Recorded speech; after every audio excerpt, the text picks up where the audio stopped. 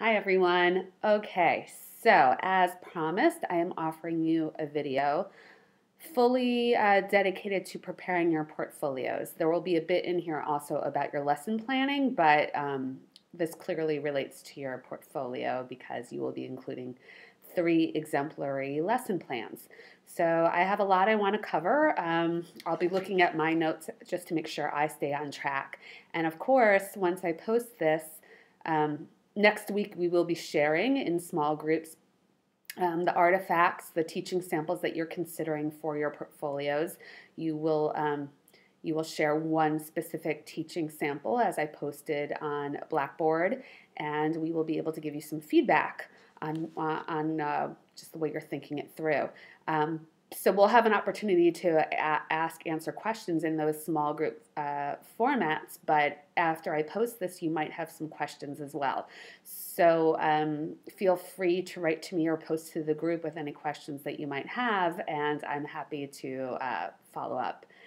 I want this process not to be a mystery. It should be one that feels, we keep calling it an authentic assessment, and hopefully it will feel authentic to you.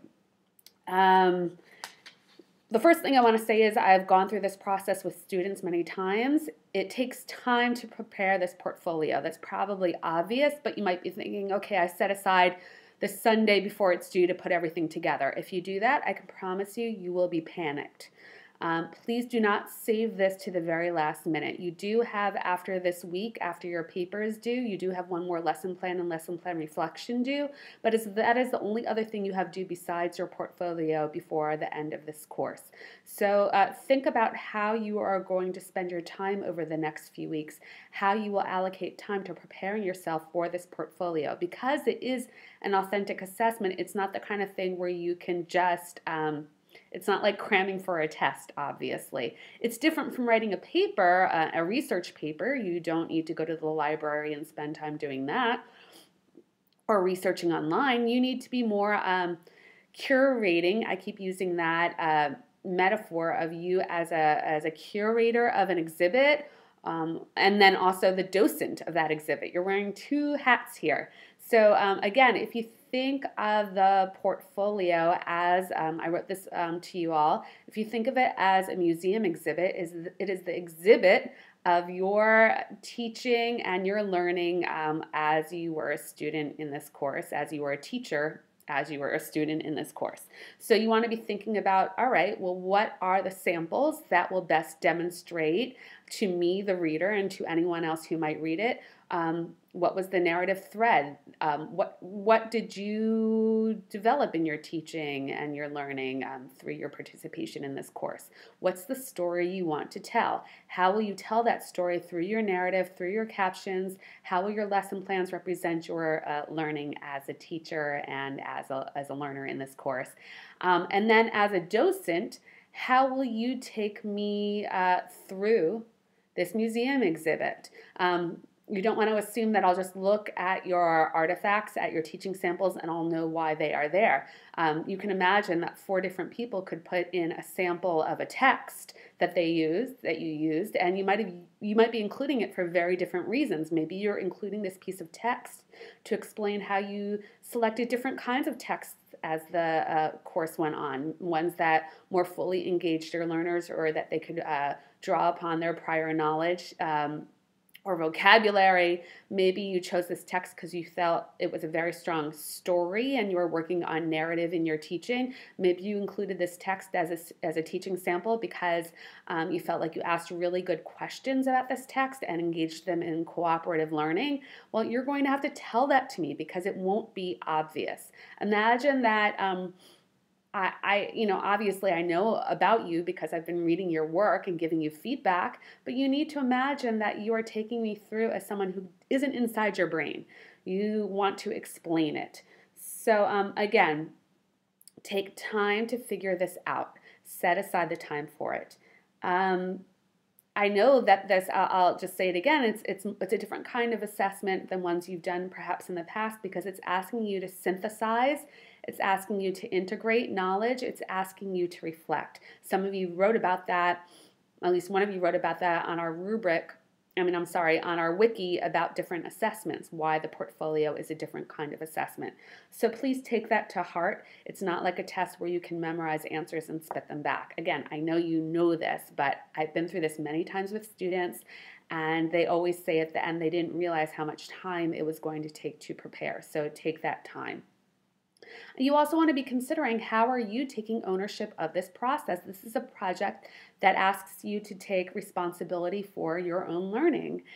So how are you doing that, and what are the ways you are making this your own? And hopefully by the very end, when you hand it in, you will feel proud of what you submitted, and you will feel really good about the fact that you were able to make this your own. So a bunch of suggestions about how you might get started and how you might organize the portfolio. So, first of all, with teaching samples, I'll say it again, they can come in many, many forms. They might be texts that you use. They might be stories that you drew upon. They might be questions that you ask. Maybe you excerpt different questions from your different lesson plans across the semester and see how they've changed or shifted. You can also use your observation paper to look at some of the questions that you've asked. Maybe they're handouts or worksheets that you used, directions that you gave. Maybe you're looking at the different ways you gave directions throughout the course. Again, this all depends upon, you don't have to include any of these things. You can figure out for yourself what you want to include. Maybe if you're focusing on multiple intelligence activities. But it's really up to you. But these are some examples of how you might represent your teaching and your growth through this course. You need to decide the storyline of what you want to tell, making it authentic to you. Maybe you're really interested in how you worked on classroom management, and I know you can't just distill that to one artifact, but as one of you suggested, I think in one of our forums, maybe you want to go look back at your class layout drawing that you handed in at the beginning of the semester.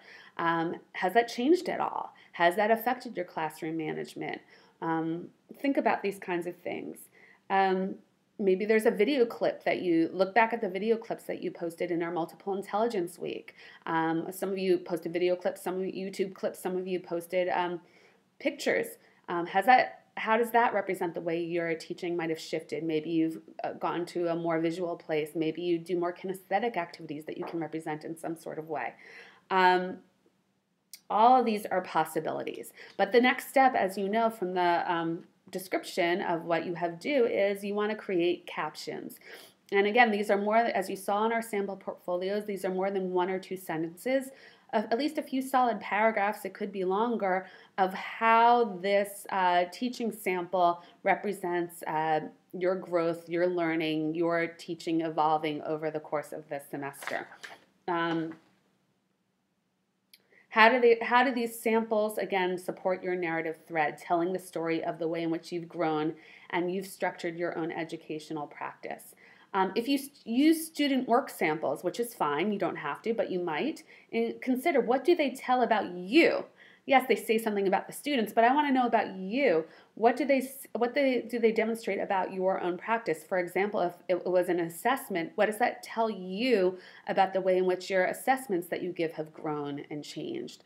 Maybe you had your students do a drawing, and it wasn't just a drawing for a drawing's sake. It was to be able to demonstrate to you that they understood an element of what you were learning in Tanakh, for example. So it's nice that they did a drawing, but what does this drawing demonstrate to you?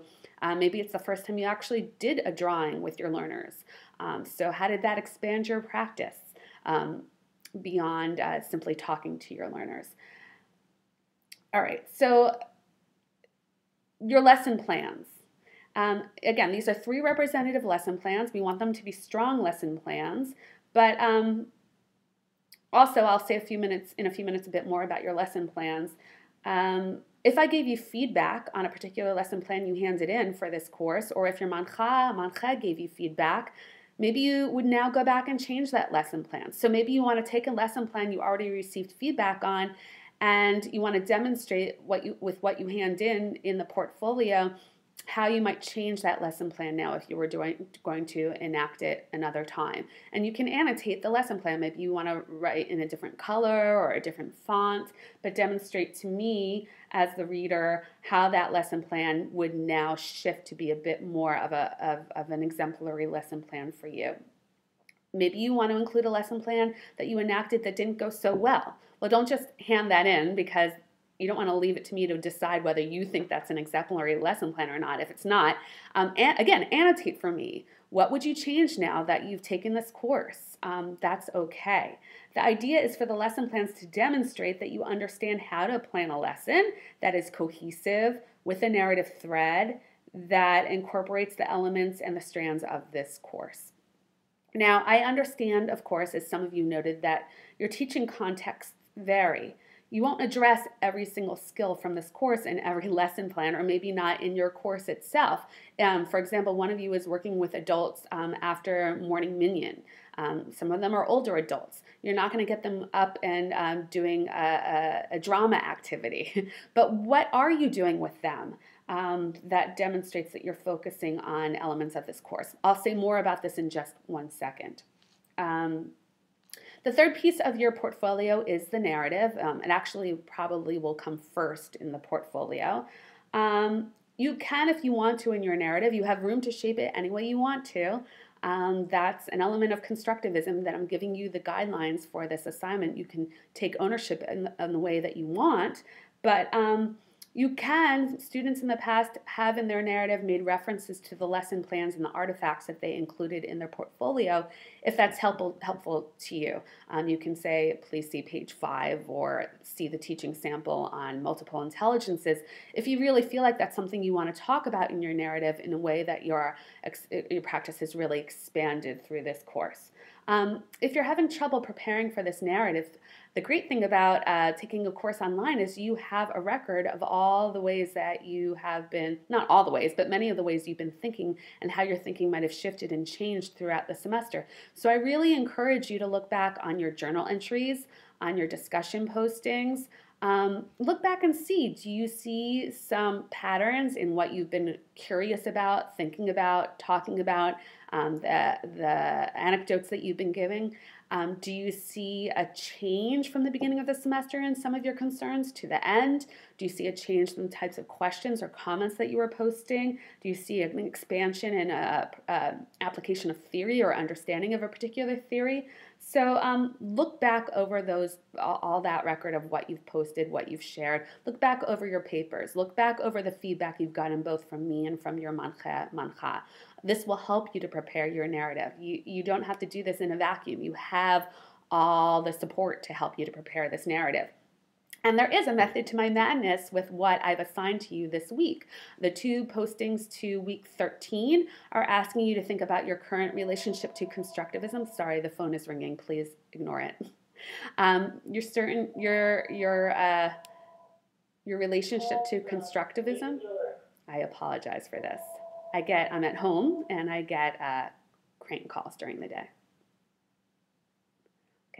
So sorry about that. I'm asking you to think about your relationship to constructivism.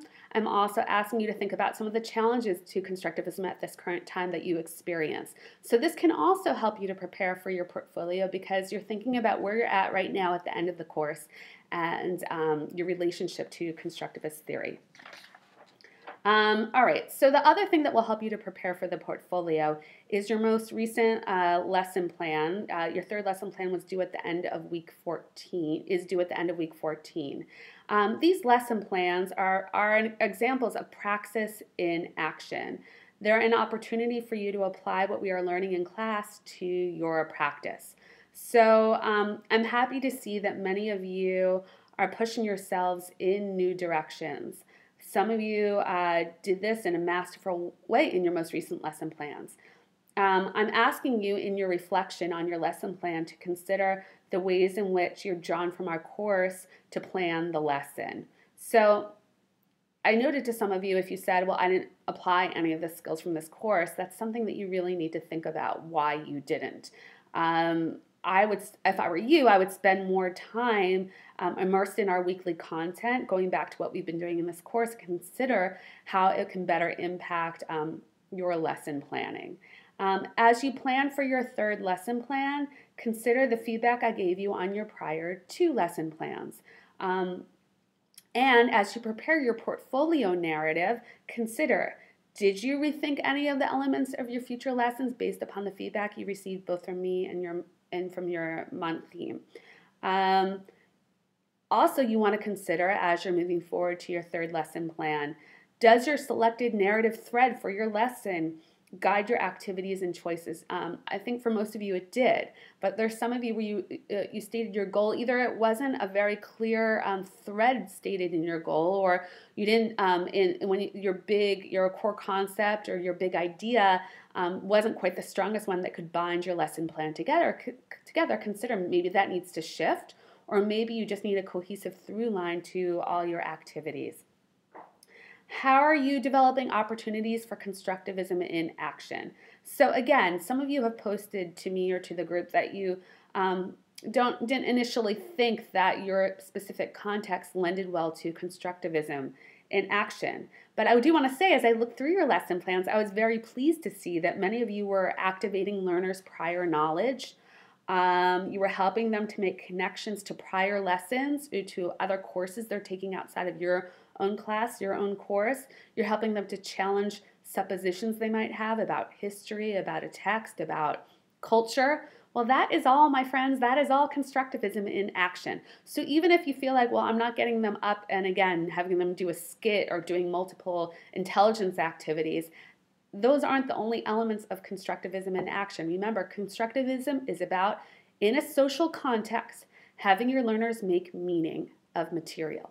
So how are you doing that? And I want to hear in your reflection on your third lesson plan how you are incorporating elements of this course. And if you say to me, well, I'm not incorporating any elements, then I would really revisit and rethink how you're planning your lessons or the time you're taking to reflect on that lesson, because I cannot believe that none of you are incorporating elements of constructivism into your teaching. As I said, I feel like most of you are in that place of really reflecting and pushing the boundaries of what you're doing, and that is amazing to see. But for those of you, if you saw in my feedback that I had some questions or concerns, now's the time to really revisit this. And again, this will impact the way you talk about it in your portfolio. So again, this is a very long video. I hope it will post up to YouTube. If not, I will find another way to share it with you. And I look forward to our sharings next week. Have a Shabbat Shalom.